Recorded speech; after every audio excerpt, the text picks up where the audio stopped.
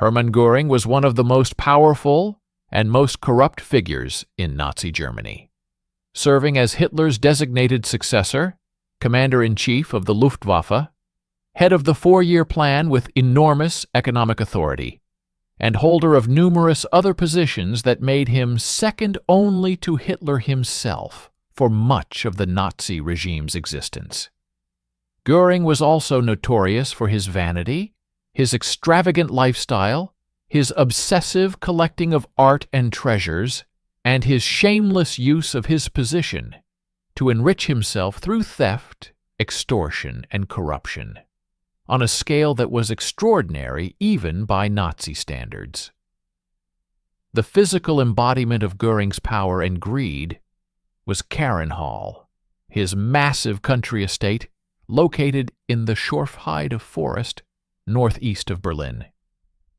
Named after his first wife, Carin, who had died in 1931, Carinhall was a sprawling complex of buildings, gardens, and parkland where Göring displayed his looted art collection, entertained guests with lavish hospitality, and lived like a Renaissance prince, while Nazi Germany plundered Europe and murdered millions.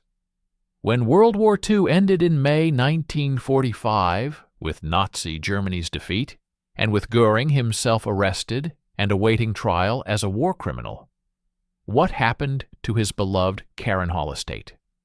Was the magnificent hunting lodge preserved, destroyed, or repurposed? What became of the art treasures and furnishings that filled its halls? How did the area transition from being Göring's private domain to becoming part of post-war Germany?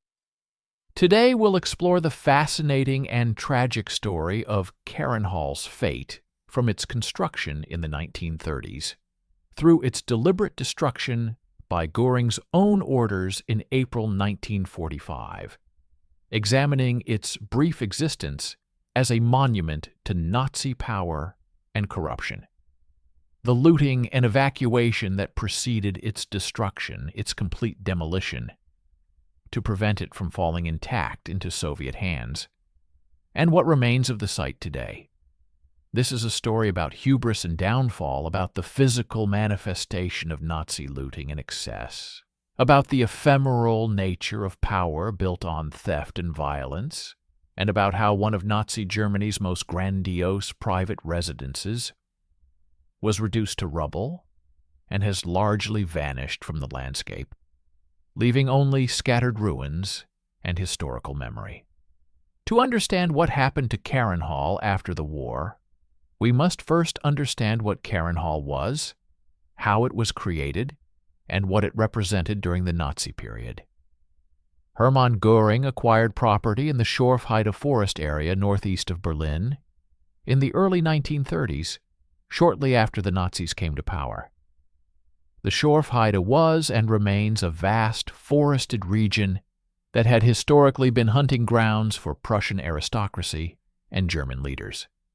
Göring, who fancied himself a modern Teutonic knight and Renaissance prince, was attracted to the area's association with German history and tradition, and he wanted to create a country retreat that would reflect his power, his taste, and his status as the second most important man in Nazi Germany.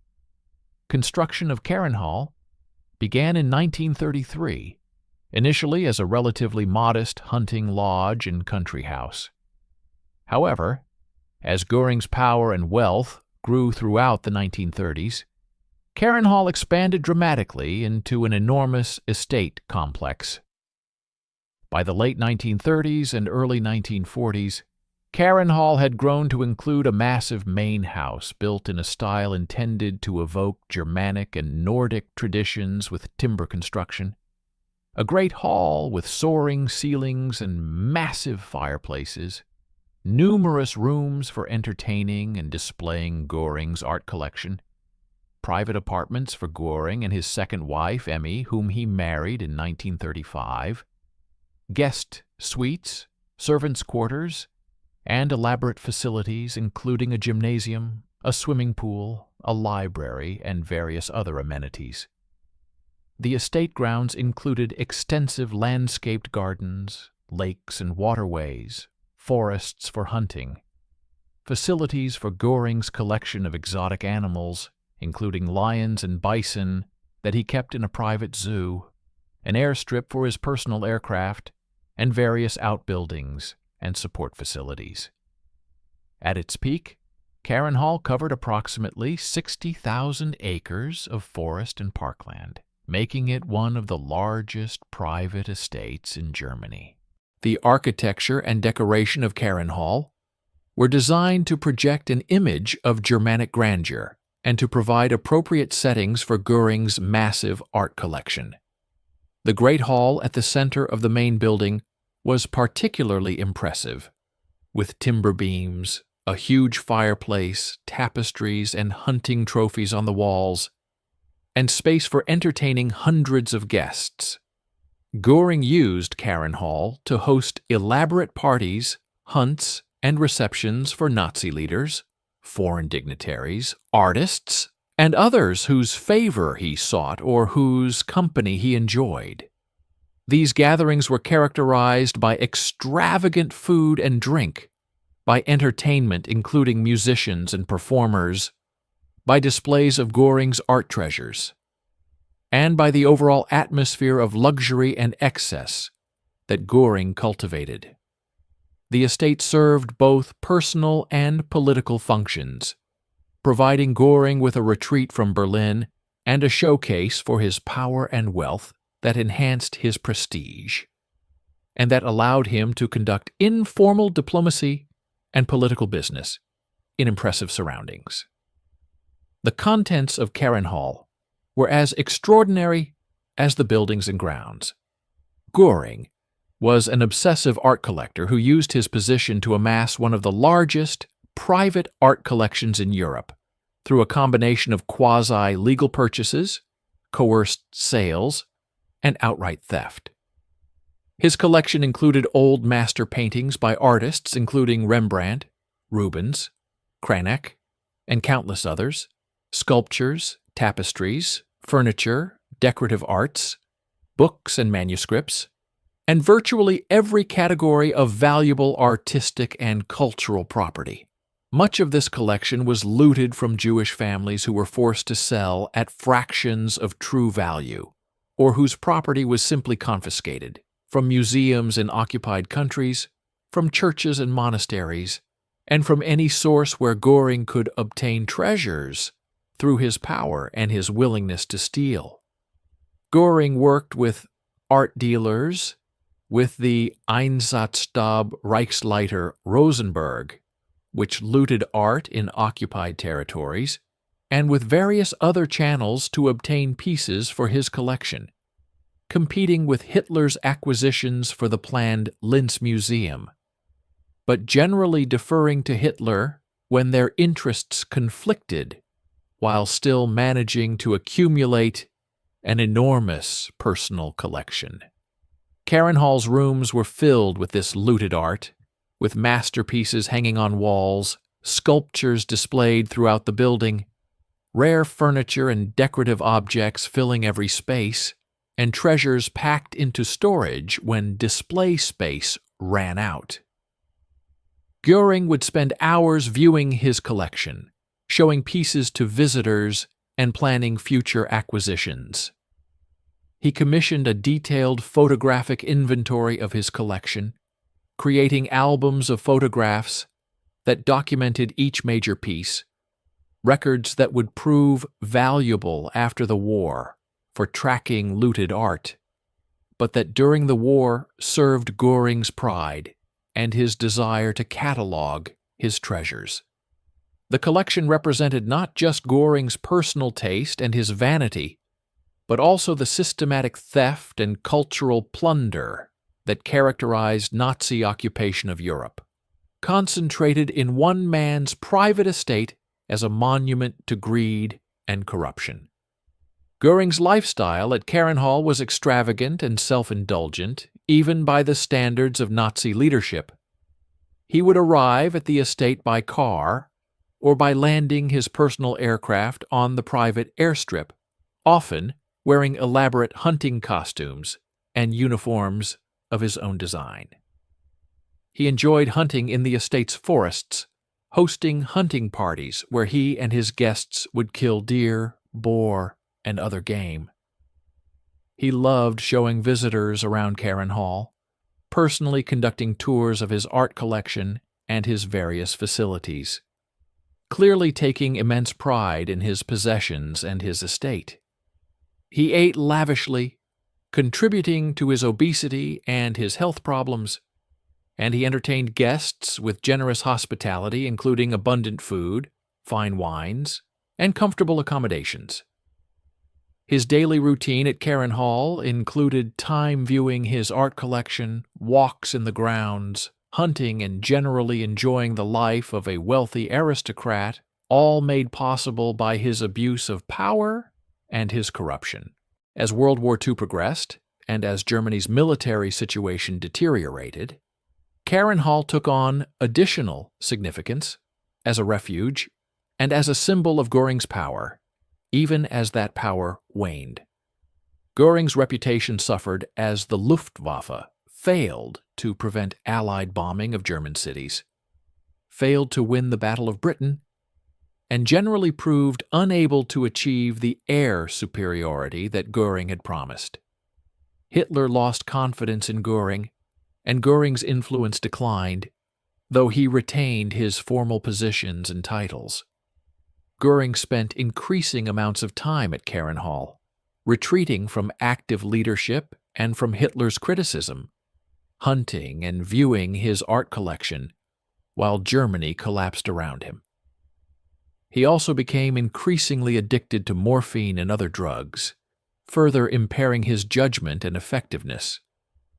Carinhall became less a showcase of power and more a refuge for a man whose best days were behind him and who was increasingly disconnected from the reality of Germany's impending defeat.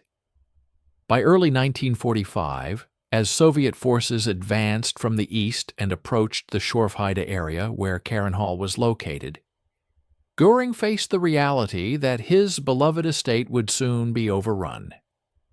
The approaching Soviet army represented not just military defeat, but also personal catastrophe for Göring, as Carinhall and everything it contained would fall into enemy hands unless he took action.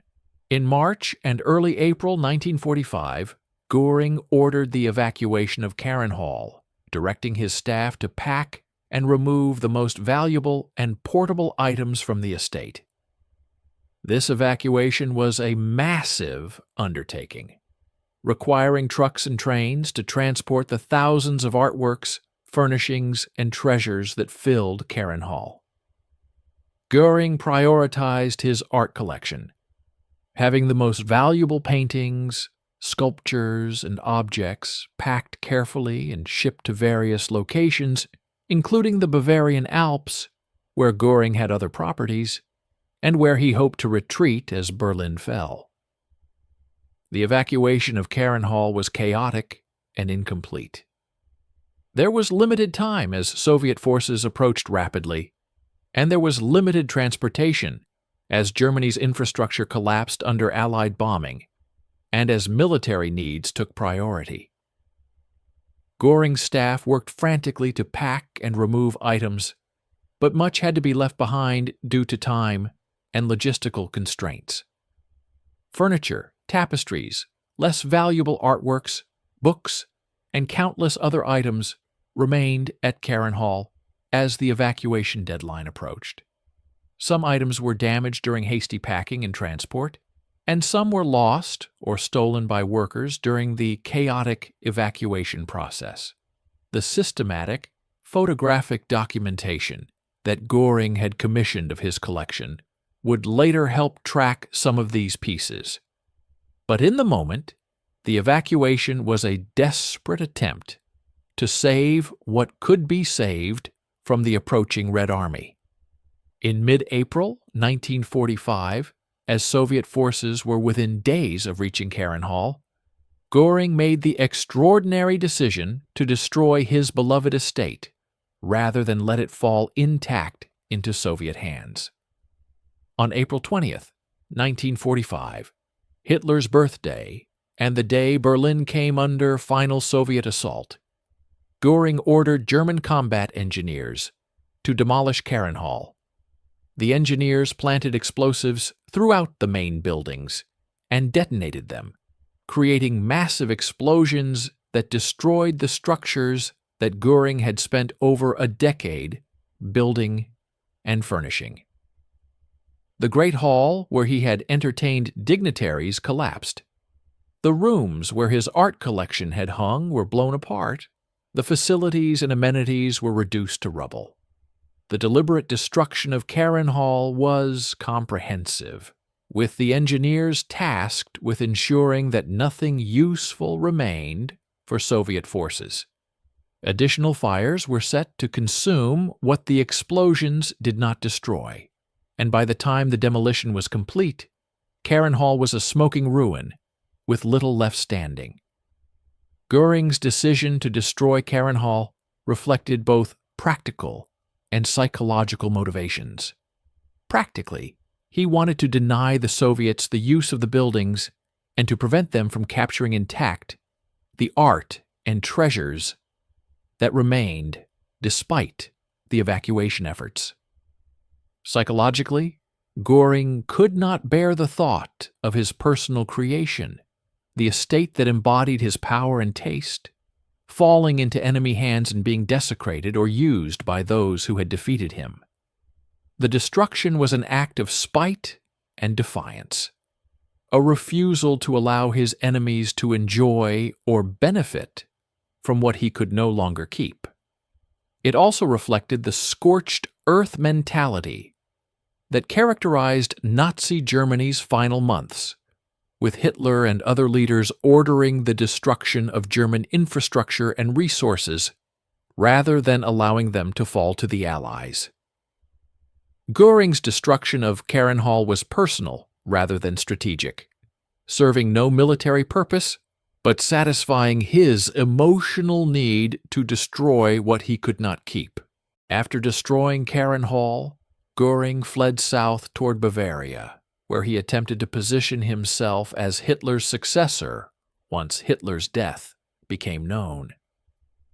However, Göring's telegram to Hitler asking for permission to assume leadership was interpreted by Martin Bormann and others in Hitler's bunker as treason and betrayal. Hitler, in one of his final acts, ordered Göring's arrest and stripped him of all positions and titles, ending Göring's official role in Nazi Germany. Göring was arrested by SS forces, but was released as Germany collapsed into chaos. After Hitler's suicide on April 30th, 1945, and Germany's surrender on May 8th, 1945, Göring was captured by American forces on May 9th, 1945. He was imprisoned, interrogated, and eventually tried at the Nuremberg International Military Tribunal, where he was convicted of war crimes, crimes against peace, crimes against humanity, and conspiracy to commit these crimes. He was sentenced to death by hanging, but he committed suicide by taking cyanide on October 15, 1946, just hours before his scheduled execution, cheating the hangman and dying on his own terms, though not escaping justice entirely. Soviet forces arrived at the Carinhall site in late April 1945, shortly after the demolition, and found the smoldering ruins of what had been one of Nazi Germany's most impressive private estates. Soviet soldiers and officers explored the destroyed complex, searching through rubble for anything of value that might have survived the demolition and the fires. They found relatively little, as the evacuation and destruction had been thorough, though some items undoubtedly were recovered from the ruins, including damaged artworks, fragments of furnishings, and various other debris. Soviet forces photographed the ruins, documenting the destruction, and Soviet authorities eventually removed some materials from the site. However, Carinhall held limited interest for Soviet forces, as it had no strategic value, and most of its treasures had been removed or destroyed. The site was simply one more destroyed Nazi facility among thousands across Germany. The area where Carinhall had stood became part of the Soviet occupation zone of Germany and later of East Germany when Germany was divided. The Schorfheide forest area remained relatively remote and rural, and the ruins of Carinhall were left largely undisturbed. Local residents and Soviet occupation forces occasionally visited the site, salvaging bricks, timber, and other building materials from the ruins for use in reconstruction elsewhere, a common practice in the post-war period when building materials were scarce. Over time, nature began to reclaim the site, with vegetation growing over the rubble, trees sprouting among the ruins, and the forest gradually covering what had been Göring's grand estate. The process of natural reclamation was relatively rapid in the forest environment, and within years, the ruins were significantly overgrown and difficult to identify for those who did not know what to look for. During the decades when East Germany existed, from 1949 to 1990, the Carinhall site remained obscure and largely forgotten. The East German Communist government had no interest in preserving or memorializing a Nazi estate, particularly one that had belonged to a figure as associated with Nazi corruption and excess as Göring. The official East German historical narrative emphasized anti-fascist resistance and the role of the working class in opposing Nazism, with little attention to the details of individual Nazi leaders' lives or properties. The Carinhall site was not marked, was not developed as a historical site or memorial, and was not publicized. It existed as forgotten ruins in a forest that was used for forestry, for hunting, and for recreation, with the site itself known only to local residents and to a few historians and enthusiasts who were aware of its history and location. The forests of the Schorfheide, including the area where Carinhall had stood, were used during the East German period for various purposes, including as hunting grounds for East German leaders, continuing the area's historical association with elite hunting that had attracted Göring in the first place. However, the specific site of Carinhall's ruins was not particularly noted or distinguished from the surrounding forest, and most of those hunting in the area likely did not know or care about the Nazi-era history beneath their feet. The site gradually faded from public consciousness, known primarily through historical documentation and through the memories of the generation that had experienced the war. Memories that were not extensively shared or commemorated in East Germany's official culture. After German reunification in 1990, interest in the Carinhall site increased somewhat as access to formerly East German areas opened up and as historical research into the Nazi period intensified. Historians, journalists, and history enthusiasts began visiting the site, exploring the overgrown ruins, and documenting what remained.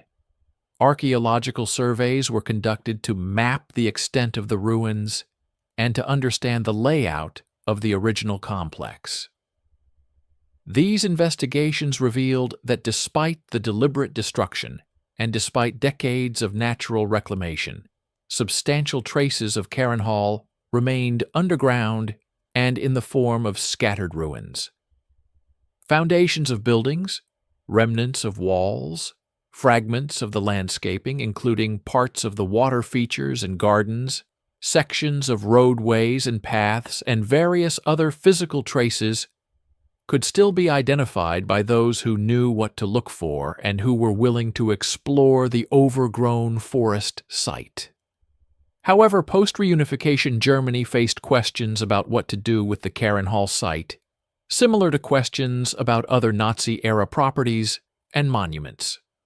Should the ruins be excavated, preserved, and interpreted as a historical site? Should they be left to continue their natural decay and gradual disappearance? Should they be completely cleared and the site restored to natural forest? These questions reflected broader debates about how to memorialize and interpret difficult heritage associated with the Nazi period. Different perspectives existed, with some arguing for preservation and interpretation for educational purposes, others arguing for deliberate erasure to deny any platform for neo-Nazi sentiment, and still others arguing for benign neglect, allowing nature to take its course. The approach that has been taken regarding Carinhall has been essentially benign neglect with limited interpretation. The ruins have not been excavated or preserved in any systematic way. They have not been developed as a tourist attraction or historical site, with facilities, regular tours, or extensive interpretation. The site remains as forest land, with the ruins continuing to be overgrown and gradually deteriorating. However, the location of Carinhall is known and has been marked with a modest memorial stone that provides basic historical information about the estate and about Göring.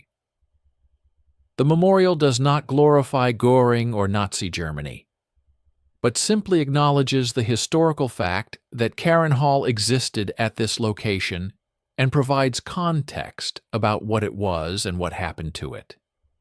The approach is similar to that taken with some other Nazi sites, where there is acknowledgement of history without extensive preservation or development. Visitors interested in the Carinhall site can access the general area, though finding the specific ruins requires some knowledge of their location and some willingness to explore overgrown forest. Various historical markers and information boards have been placed in the broader Schorfheide area, providing information about the region's history, including the Nazi period, and some of these mention Carinhall.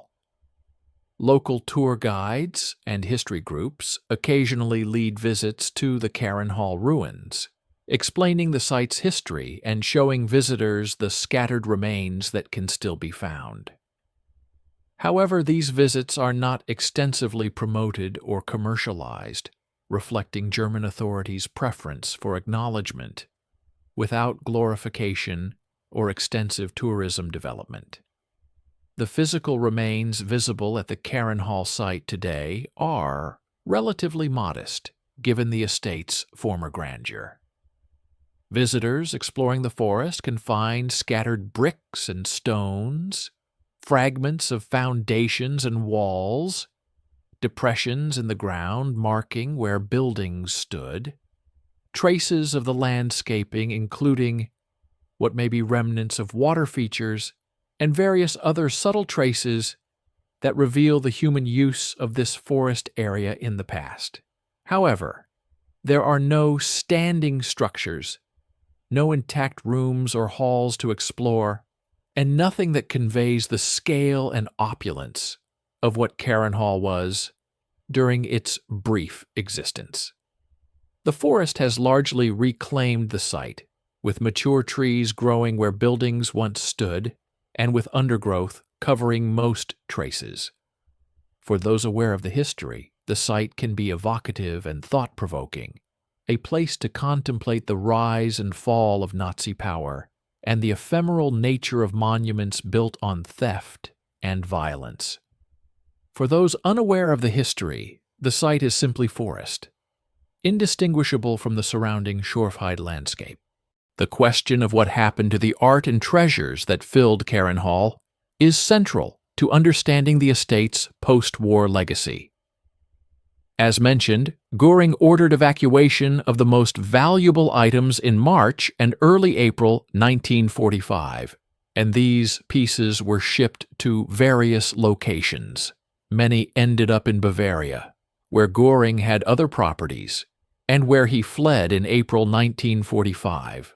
When American forces occupied Bavaria and captured Göring, they also discovered his evacuated art collection. The American Monuments, Fine Arts, and Archives program, the Monuments men took custody of thousands of artworks that had belonged to Göring, cataloging them and beginning the process of identifying rightful owners and arranging restitution. The photographic inventory that Göring had commissioned proved invaluable for this process, as it documented what pieces had been in his collection and provided a basis for tracking them. Many artworks from Göring's Carinhall collection have been successfully returned to rightful owners or to countries and institutions from which they were looted. The post-war restitution process, while imperfect and incomplete, succeeded in recovering and returning thousands of pieces that Göring had stolen. However, the process was complex and lengthy, particularly for artworks stolen from Jewish families who were murdered in the Holocaust and whose heirs were difficult to locate or did not exist. Some pieces from Göring's collection ended up in museums or were sold through the art market before their looted origins were discovered, creating restitution challenges that continue to this day. Legal battles over pieces from Göring's collection have occurred in recent decades, as heirs of original owners have sought recovery of family treasures, with varying outcomes depending on where the artworks are located and what legal frameworks apply. The artworks and objects that were not evacuated from Carinhall and that were destroyed in the demolition or that disappeared in its aftermath represent permanent losses to cultural heritage. Some pieces were destroyed by the explosions and fires that demolished the buildings, burned or shattered beyond recovery. Others may have been looted by Soviet soldiers or by local residents in the immediate post-war chaos, entering into unknown hands and potentially being lost forever or existing in private hands without known provenance. The full extent of what was lost in Carinhall's destruction will never be known, as records are incomplete and some items in Göring's collection were never fully documented. These losses represent not just the destruction of individual artworks, but also the erasure of historical evidence about what Göring had stolen and from whom, making restitution impossible, even if heirs exist. The broader legacy of Carinhall in historical memory and in contemporary understanding of the Nazi period is complex and multifaceted. Carinhall represents multiple aspects of Nazi Germany, including the corruption and personal enrichment of Nazi leaders, the systematic looting of occupied Europe's cultural heritage, the use of stolen wealth to create monuments to power and taste, the cult of personality and grandeur that characterized Nazi leadership, and ultimately the ephemeral nature of power built on theft and violence as the grandiose estate was reduced to rubble and has largely vanished from the landscape. Historians have used Carinhall as a case study for understanding Göring's personality, his corruption, his role in art looting, and his lifestyle. The estate's brief existence from the mid-1930s to 1945 and its complete destruction and subsequent obscurity serve as metaphors for the Nazi regime itself, which seemed powerful and permanent, but collapsed completely, and has left behind only ruins and historical records. Carinhall has appeared in historical literature, in documentaries about Göring and about Nazi art looting, and in various cultural productions about the Nazi period. The estate's dramatic story of construction, filling with looted treasures, evacuation, and deliberate destruction, has narrative appeal and illustrates broader historical themes. However, Carinhall has not achieved the same level of name recognition as some other Nazi sites, perhaps because it no longer exists in any meaningful physical form, and because it was a private estate rather than a site of government function or of specific crimes against humanity. It remains primarily of interest to specialists in Nazi history, in art looting, and in Göring's biography rather than being widely known to the general public. The contrast between Carinhall's fate and that of other Nazi properties and estates is instructive. Hitler's Berghof, mountain retreat, was similarly destroyed by bombing and then demolition, and like Carinhall, little remains visible today. However, the Berghof site has received more attention and interpretation through the development of the Obersalzberg Documentation Center, which provides extensive historical context. Other Nazi properties have been repurposed for various uses, demolished completely, or preserved as historical sites depending on individual circumstances.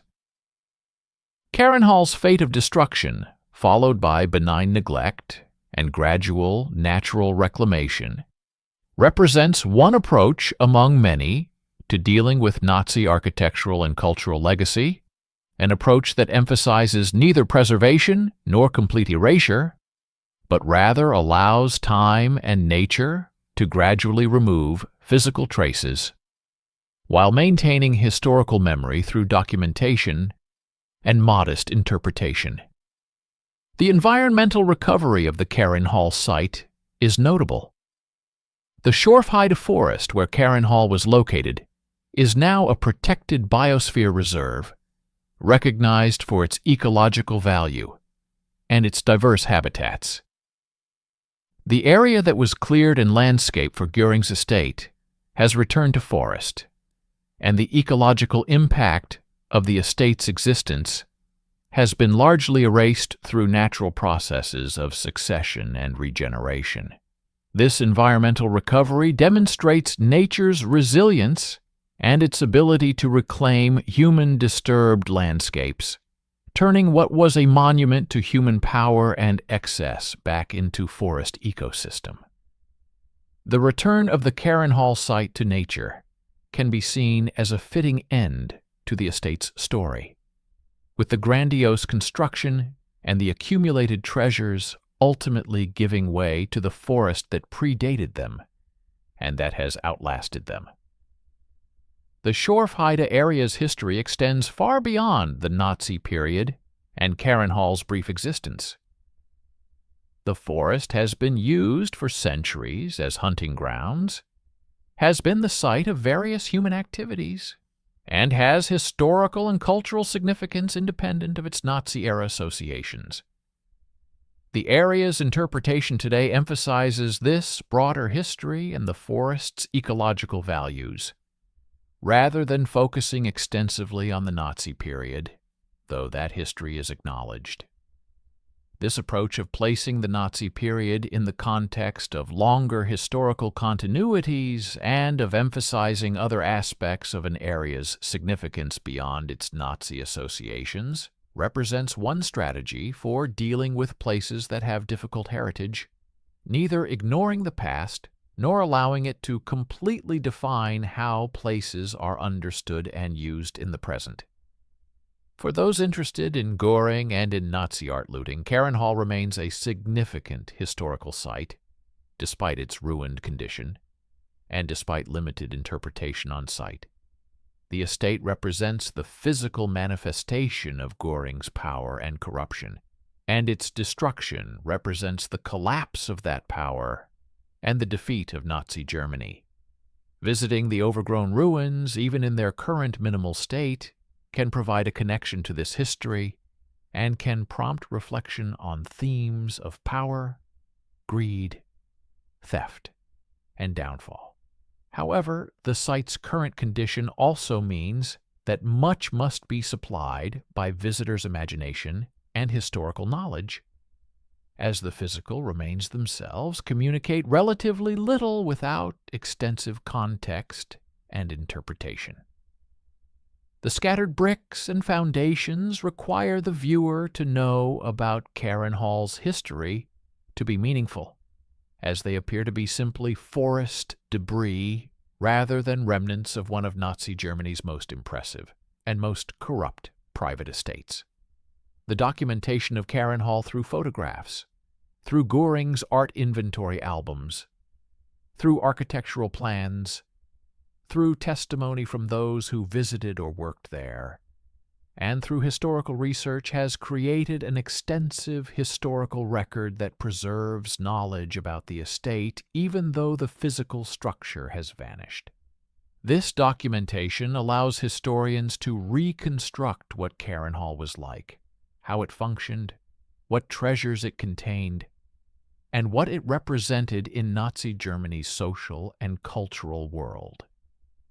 The photographs taken by Göring's staff showing the rooms filled with artworks, the great hall set for entertaining, the grounds landscaped and maintained, and the various facilities and features provide a visual record that future generations can consult to understand what existed at this now forested site. This documentation is preserved in archives and has been published in various historical works, ensuring that Carinhall's memory survives even as its physical traces gradually disappear.